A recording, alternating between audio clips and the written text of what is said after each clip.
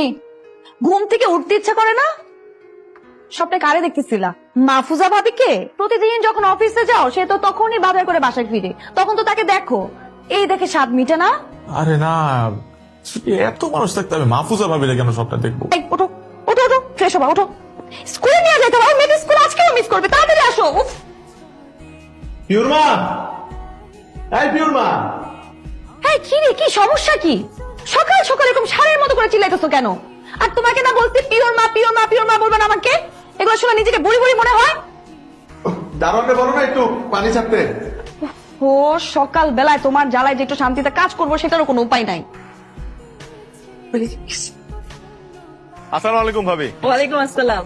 আজকে কিন্তু ভাই আপনাকে অনেক হ্যান্ডসাম লাগছে। আজকে আপনাকেও দেখতে সুন্দর লাগছে। কি যে বলেন ভাই, আমি যাই। বাবা তুমি এই আন্টির সাথে কথা বলছো কেন? নানা তোমাকে এই আন্টির সাথে কথা বলতে নিষেধ করেছে। দাঁড়াও, মা আমাকে নিতে আসলে আমি মাম্মাকে সব বলে দিব। না না মা, মাম্মাকে সব বলতে হয়? তাহলে আমাকে আইসক্রিম কিনে দাও।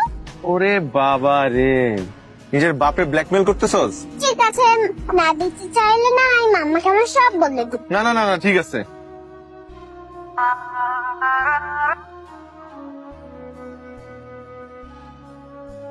বলো। এই শোনো না, আসার সময় একটু কচুরমুখী নিয়ে এসো তো। মা না কচুরমুখী খাইতে চাইছিল। আচ্ছা ঠিক আছে, নিয়ে আসবো। এই শোনো না, আরেকটা কথা, ওই দেখো তো ইলিশ মাছ পাওয়া যায় কিনা, মানে তোমার কাছে টাকা কি আছে? ইলিশের যে দাম। না টাকা হবে, অসুবিধা নেই, আনবো। আচ্ছা শোনো না, হ্যাঁ বলো, শুনছি। তুমি কি করো? আমি আমি ভ্যারেন্ডা ভাজি, আপনি রাখেন আপনার ফাঁকি বাজি। প্রেমে হেলা বাদ দিয়ে মন দিয়ে অফিসে কাজ করো। এই যে তুই এত বড় একটা কোম্পানির মালিক, কিন্তু বাসায় বলিস তুই এটা কর্মচারী। এত টাকার মালিক তুই, তারপরও লাইফটা মিডল ক্লাস মানুষদের মতন। এর কারণটা কি রোজ? তুই জানিস আমার প্রতিটা সকাল শুরু হয় নাদিয়ার সাথে খুনসুটি দিয়ে। আমি যে খুব ঘুম কাতুরে লোক তা কিন্তু না, আমি ইচ্ছা করে দেরি করে ঘুম থেকে উঠি। আরো প্রতিদিন সকালবেলা এক একটা অভিনব পদ্ধতি বের করে আমাকে ঘুম থেকে ওঠানোর জন্য। এই যে আমার সকালটা শুরু হয় আমার ওয়াইফের সাথে দুষ্টু মিষ্টি খুনসুটি দিয়ে, যেটা কি সবার ভাগ্যে জোটে? জোটে। এই যে আমাকে ফোন দিয়ে বললো কচুর মুখী নিয়ে আসতে, আবার ইলিশ আনার কথা বলার সময় একটু চিন্তা করছে যে ওর হাজবেন্ড ইলিশ কেনার সামর্থ্য রাখে কিনা। এই মানে এইটার পেছনে যে একটা দরদ না, মানে এই দোষ, এগুলা কিচ্ছু থাকবে না যখন তারা জানতে পারবে যে আমি অনেক টাকার মালিক। ইদানিং তুমি আমার দিকে খেয়ালই করছো না। খেয়াল করি না মানে? আমি তো সারাক্ষণ তোমার দিকেই তাকায় থাকি, তোমারই দেখি। কোচও দেখো, আমি যে ইদানিং ডায়েট করতেছি, শুকানোর চেষ্টা করতেছি, একবার নোটিস করছো এটা? ও শুকাইছো নাকি? এই বয়সে কার জন্য শুকাইতেছো? মাহফুজা ভাবির হাজবেন্ডের জন্য। আচ্ছা সরি সরি।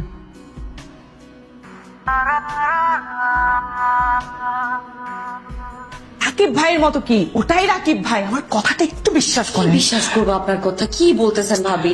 মানে একটা সুন্দরী রমণী এসে আমার হাজবেন্ডকে রাস্তায় দাঁড়িয়ে কোটটাই পরে দিয়ে নিয়ে চলে গেল, মানে এত সহজ?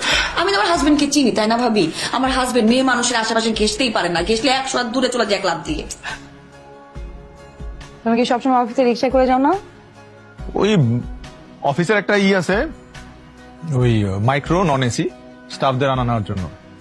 মাঝে মধ্যে বেশি দেরি হয়ে গেলে ওটার ফোন দেই, রাস্তা দিয়ে উঠে যাই। সুন্দরী মেয়েরাও আসে না?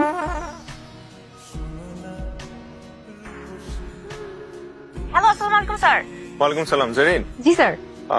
শোনেন, একটা কাজ করেন, আজকে আমাকে নিতে আসতে হবে না, আমি আমার মতো চলে আসতেছি, আপনারা আপনাদের মতো চলে যান। ওকে স্যার, ওকে। এক্সকিউজ মি, আমি মিস্টার রাকিবের সাথে দেখা করতে আসছি। আমি মিসেস রাকিব। ও শিওর ম্যাম। উনি কি আছেন? ভাবি আপনি এখানে? ও ভাইয়া, আসসালামু আলাইকুম। কি মনে করে? এই আসলাম আর কি রাকিবের সাথে দেখা করতে। আর রাকিবের সাথে? ও আছে, অ্যাকাউন্ট রুমের দিকে আছে। ভাবে আপনি একটু ওয়েট করেন, আমি দেখছি। আপনি তো রাকিবের সাথে দেখা করবেন, আমার সাথে আর দেখা করবেন না। কিছু বলেন না ভাইয়া। আসেন মা, চলো। এমনি ভালো আছেন তো? এমনি ভালো আছি। আচ্ছা মা। ভূত দেখছিস নাকি? আরে তার থেকেও সিরিয়াস, ভাবি আসছে। কার ভাবি? তোর ভাবি। ও আরে আমার ভাবি।